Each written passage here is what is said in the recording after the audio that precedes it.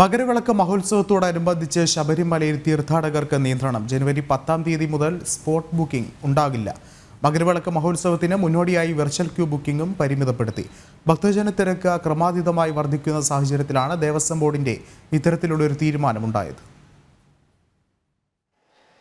മകരവിളക്ക് മഹോത്സവത്തിന് മുന്നോടിയായി ശബരിമലയിലേക്കുള്ള ഭക്തജന പ്രവാഹം നിയന്ത്രിക്കാനാണ് ദേവസ്വം ബോർഡിന്റെ നടപടി.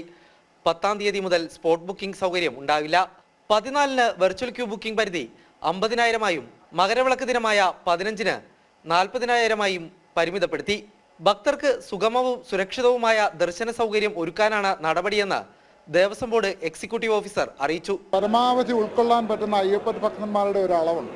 ആ തിരക്ക് ഇവിടെ മകരവിളക്ക് കാലത്ത് സാധാരണ മുൻവർഷങ്ങളിലൊക്കെ നമ്മൾ കണ്ടുവരുന്നത് ഈ മകരവിളക്കിന് 4-5 ദിവസം മുൻപേ എത്തുന്ന അയ്യപ്പ ഭക്തന്മാർ മകരജ്യോതിയും കൂടെ കണ്ടിട്ട് ഇവിടുന്ന് ഇറങ്ങുകയുള്ളൂ. നമ്മൾ എത്ര അവരെ അനൗൺസ് ചെയ്താലും അല്ലെ ബോധവൽക്കരിക്കാൻ ശ്രമിച്ചാലും ഒക്കെ തന്നെ അയ്യപ്പ ഭക്തന്മാർ ഇവിടെ അവർ പർണശാലകൾ കെട്ടി തമ്പടിക്കുന്ന ഒരു സമ്പ്രദായം, നമ്മുടെ ഒരു ആചാരപരമായ ഒരു സമ്പ്രദായം, അങ്ങനെയാണ് അത് നടന്നു വരുന്നത്. അപ്പോൾ അങ്ങനെ വരുന്ന അയ്യപ്പ ഭക്തന്മാരും ഈ ഓരോ ദിവസവും ഈ നമ്മുടെ അളവ് ഇതിലേക്ക് കൂടെ വരുമ്പോൾ സന്നിധാനത്തിന് ഉൾക്കൊള്ളാവുന്നതിലധികം അയ്യപ്പൻ ഭക്തന്മാർ ഇവിടെ വരും.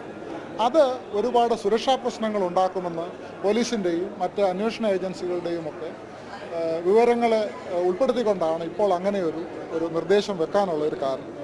വെർച്വൽ ക്യൂ ബുക്കിംഗ് പരിമിതപ്പെടുത്തണമെന്ന ആവശ്യം ഉന്നയിച്ച് പത്തനംതിട്ട SP ഇന്നലെ ദേവസ്വം ബോർഡ് അധികൃതർക്ക് കത്തയച്ചിരുന്നു.